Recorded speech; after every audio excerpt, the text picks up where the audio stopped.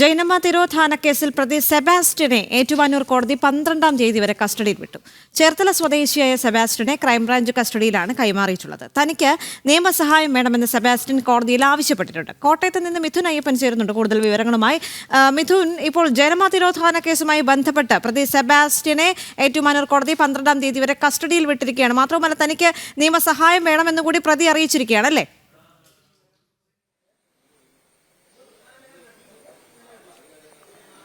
തീർച്ചയായിട്ടും 7 ദിവസത്തെ കസ്റ്റഡി പൂർത്തിയായിരിക്കുകയായിരുന്നു. അതായത് 7 ദിവസമായി ചോദ്യം ചെയ്യലിലും അതുപോലെ തന്നെ തെളിവെടുപ്പിലുമെല്ലാമായിരുന്നു സെബാസ്റ്റ്യനുമായി കോട്ടയം ക്രൈംബ്രാഞ്ച് സംഘം. ഇപ്പോൾ ആ ദിവസം പൂർത്തിയായപ്പോൾ അതിന്റെ കാലാവധി പൂർത്തിയായതോടുകൂടി വീണ്ടും കസ്റ്റഡി അപേക്ഷ നൽകുകയാണ് ചെയ്തത്. ഏറ്റുമാനൂർ കോടതിയിൽ ഹാജരാക്കിയതിനു ശേഷം ക്രൈംബ്രാഞ്ച് ഇത്തരത്തിൽ കസ്റ്റഡി നീട്ടണമെന്നുള്ള ആവശ്യം ഉന്നയിച്ചു. ഇതിന്റെ ഭാഗമായി 7 ദിവസത്തെ കസ്റ്റഡിയിലേക്ക് വിട്ടുവിടുകയാണ് ചെയ്തത്. പക്ഷേ 12-ാം തീയതി അതിന്റെ റിമാൻഡ് കാലാവധി പൂർത്തിയാവുകയാണ്. അതുകൊണ്ട് തന്നെ 12-ാം തീയതി വരെ ഇത്തരത്തിലുള്ള കസ്റ്റഡി അനുവദിക്കുകയും 13-ാം തീയതിയിലേക്ക് ഒരു ദിവസത്തേക്ക് അത് വീണ്ടും ആവശ്യപ്പെടുകയാണെങ്കിൽ നീട്ടി നൽകാമെന്നുള്ള കാര്യം കോടതി അറിയിക്കുകയുമാണ് ചെയ്തത്.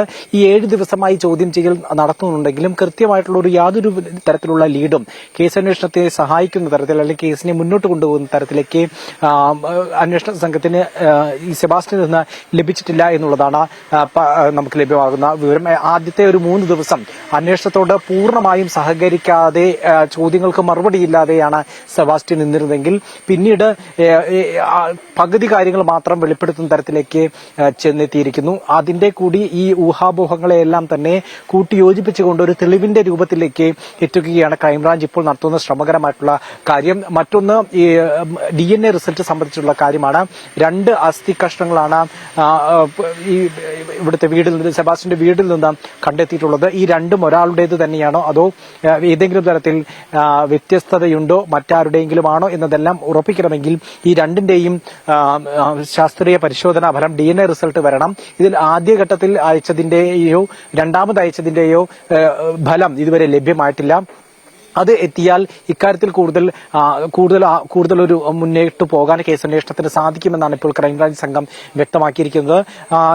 ഇനിയുള്ള ഒരു 12-ാം തീയതിയുള്ള ദിവസങ്ങളിൽ കൂടുതൽ ചോദ്യം ചെയ്യലിൽ കൂടുതൽ തെളിവുകൾ ശേഖരിച്ചുകൊണ്ടുള്ള ചോദ്യം ചെയ്യലിലേക്ക് നീങ്ങിയാൽ ഇപ്പോൾ എടുത്തിരിക്കുന്ന ഈ നിസ്സഹകരണം മാറി ഏതെങ്കിലും തരത്തിൽ വിവരങ്ങൾ ലഭ്യമാകുന്ന തരത്തിലേക്ക്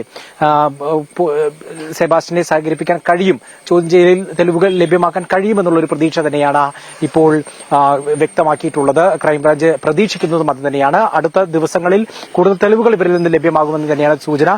ഈരാറ്റുപേട്ടയിൽ എത്തിച്ച മൊബൈൽ ഫോണിന്റെ തെളിവെടുപ്പ് നടത്തേണ്ടതുണ്ട്. അക്കാര്യങ്ങളെല്ലാം തന്നെ പൂർത്തിയാക്കേണ്ടതായിട്ടുള്ള കാര്യങ്ങളുണ്ട്. ഏതായാലും ഇപ്പോൾ 12-ാം തീയതി വരേക്കും കൂടി ഇപ്പോൾ സെബാസ്റ്റ്യന്റെ കസ്റ്റഡി കാലാവധി നീട്ടിയിരിക്കുകയാണ്. തുടർന്നുള്ള ദിവസങ്ങളിൽ ആ ഒരു നിർണായകമായിട്ടുള്ള വിവരങ്ങൾ സെബാസ്റ്റ്യനിൽ നിന്ന് ലഭ്യമാകുമെന്നാണ് സൂചന. ഒപ്പം തന്നെ റോസമ്മയുടെ കൂടി ചോദ്യം ചെയ്യില്ല, അവരുടെ കൂടി മൊഴിയെടുക്കുന്നതോടുകൂടി കൂടുതൽ വിവരങ്ങൾ ലഭ്യമാകുമെന്ന് പ്രതീക്ഷിക്കുന്നു. ഒപ്പം DNA റിസൾട്ടും കൂടി വരുമ്പോൾ കൂടുതൽ വ്യക്തത വരും. ഇപ്പോൾ ഇരുട്ടിൽ തപ്പുന്ന ഒരു നിലയാണ് ക്രൈംബ്രാഞ്ചിന് ഉള്ളതെങ്കിലും തുടർന്നുള്ള ദിവസങ്ങളിൽ അത്തരത്തിലുള്ള എല്ലാ തെളിവുകളെയും അതുപോലെ തന്നെ DNA റിസൾട്ട്, അതാണ് ഏറ്റവും പ്രധാനപ്പെട്ട കാര്യം.